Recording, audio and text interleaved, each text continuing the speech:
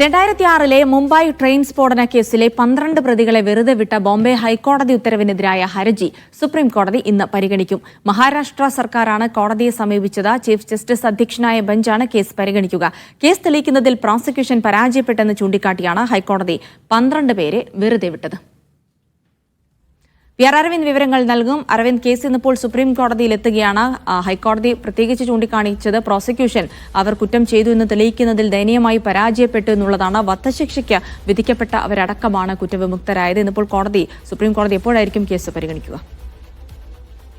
ഉച്ചയോടുകൂടി തന്നെ സുപ്രീം കോടതി കേസ് പരിഗണിക്കുമെന്നതാണ് നമുക്ക് മനസ്സിലാകുന്നത്. ബോംബെ ഹൈക്കോടതി ഉത്തരവിനെതിരെയാണ് മഹാരാഷ്ട്ര സർക്കാർ ഇപ്പോൾ സുപ്രീം കോടതിയിലെത്തുകയും ആ കേസ് ഇപ്പോൾ ചീഫ് ജസ്റ്റിസ് അധ്യക്ഷനായ ബെഞ്ച് പരിഗണിക്കാൻ പോവുകയും ചെയ്തത്. 12 പ്രതികളെയാണ് മുംബൈ ഹൈക്കോടതി വെറുതെ വിട്ടത്. 2006 മുംബൈ ട്രെയിൻ സ്ഫോടന കേസിലെ 12 പ്രതികളെ വിട്ടതിനെതിരെയാണ് മഹാരാഷ്ട്ര സർക്കാർ സുപ്രീം കോടതിയിലെത്തുകയും ഇതിന്ന് പരിഗണിക്കാൻ പോവുകയും ചെയ്തത്.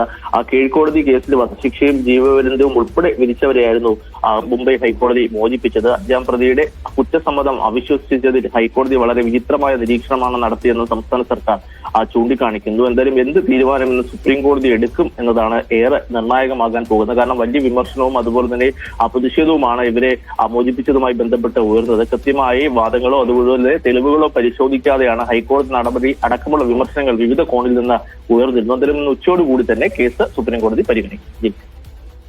ശരി, പി ആർ അരവിന്ദാണ് വിവരങ്ങൾ നൽകിയത്.